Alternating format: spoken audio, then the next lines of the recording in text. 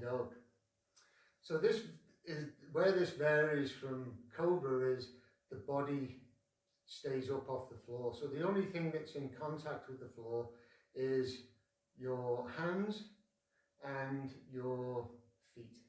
The rest of your body stays off the floor. So this is where we come down to chaturanga. We kind of hold chaturanga. So that would be our starting point to getting to upward facing dog. So we'll start from chaturanga. But remember what we learned in the Cobra pose, how the hands are underneath the shoulders and the elbows are tucked in and the shoulders are drawn down the back. So when you're in chaturanga, you need to sort of keep them bandhas engaged. So lifting the pelvic floor and the tummy in, the elbows in, and that'll help keep you in that long plank position. And then, so remember them little details because they'll help us as we start to move through the pose. So we'll start at plank, we'll go to chaturanga, and then I'll talk you through the movement of the pose and how the structure of it. So coming to downward facing dog.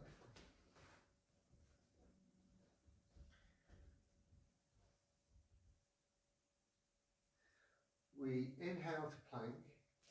So now I want the hands underneath the shoulders and the elbows turned back towards the back of the mat, shoulders are back, and I'm going to exhale to chaturanga. So to get to up dog from here, you have to shift the weight forward over the toes and then lift the body up. So now you can see the arms are straight, shoulders are back, hips and knees are off the floor. So as I let the hips relax, I can move the chest forward and lift the head for your upward facing dog. And you would exhale, go over the toes to a downward facing dog from there. So we'll do that again. Inhale to plank. Turn the elbows back, shoulders back. Exhale to chaturanga. Inhale, roll over the toes. Lift the chest, look up. Upward facing dog. Exhale over the toes. Downward facing dog.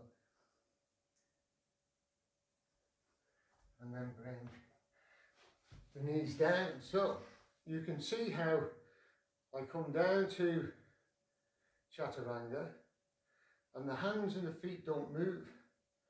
I just let the weight move forward, and as the weight moves forward I roll over the toes, and with the aid of the arms I can lift the chest, but it's a moving forward and up.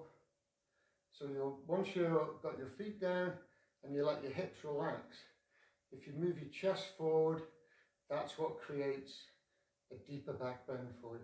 You don't have to lean back, just move your chest forward and up, and it creates that back bend. But again, remember, elbows are tucked in. This area is really important, so you don't want the shoulders to come up like this. You want to keep them in and locked down. So if you can imagine, you're pulling the shoulder blades back and locking them down into place, almost like a machine, and that creates this nice solid base for you to move up and down. But remember, keep the elbow turned to face the back of the mat. So when you bend the arm bends and supports itself, so it's always pushing down and through the hand. So if I let my elbows turn out to the side like this, then what happens is it rolls my shoulder towards my neck. But in order to go down, I have to let that elbow go out to the side, and you can see how it starts to hyperextend the wrist out like this. So this is not good. And then the front of the shoulder is having to overcompensate for that. So it makes it really difficult. You're kind of pushing down like this. So think elbows back and move up and down in one nice movement like that. Again, shoulders are back, down, elbows tucked in, and lift up through. So there we have it. Upward facing dog. Namaste.